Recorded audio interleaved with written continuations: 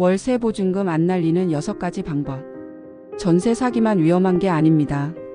요즘은 월세도 보증금 날리는 사고가 많아졌습니다. 내 돈은 작으니까 괜찮겠지라고 방심했다가 몇백만 원 보증금도 통째로 잃는 일이 생깁니다. 1.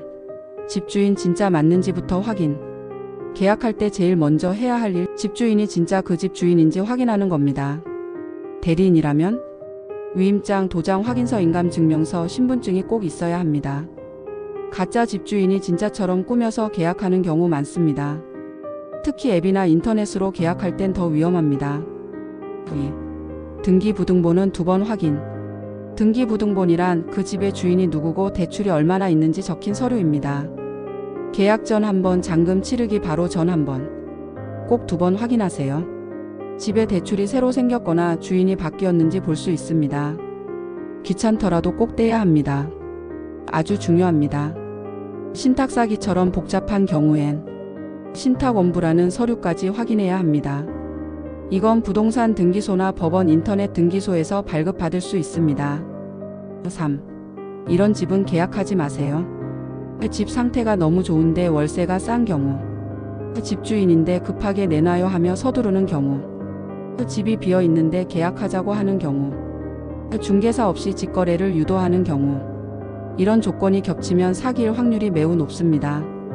실제로 집주인이 아닌데도 계약하고 보증금만 받고 사라지는 일이 최근 많이 일어났습니다. 4. 특약이 없으면 말한 건 소용없습니다.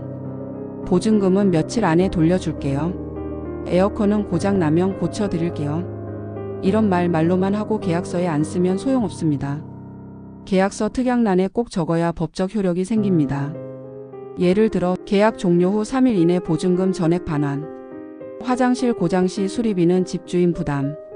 이렇게 쓰면 나중에 분쟁 날 때 확실한 증거가 됩니다. 9.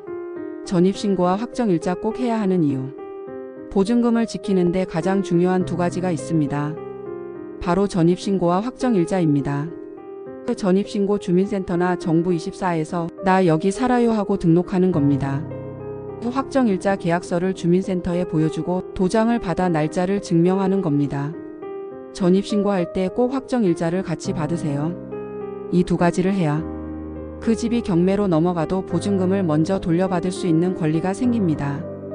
6. 만약 집이 경매로 넘어간다면, 집주인이 돈을 못 갚아서 집이 경매로 넘어가면 우선순위에 따라 돈을 돌려받게 됩니다. 이때 내 보증금이 보호되는 최대 금액이 있습니다.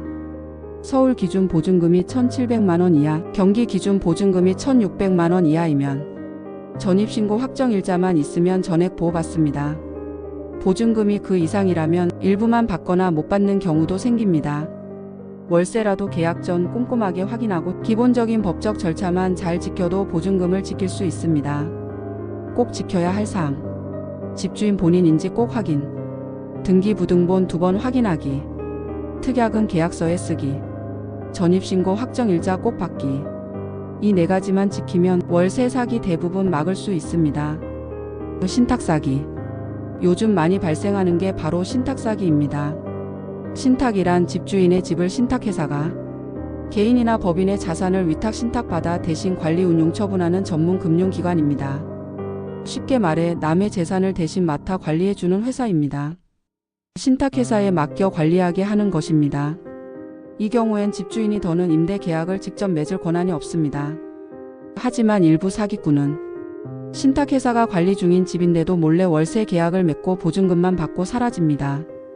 그래서 등기부등본만 보면 위험을 못 알아차리는 경우가 많고, 이럴 땐 반드시 신탁원부 신탁계약의 내용을 담은 서류, 신탁된 사실과 관리권한 여부를 확인할 수 있음을 따로 확인해야 합니다.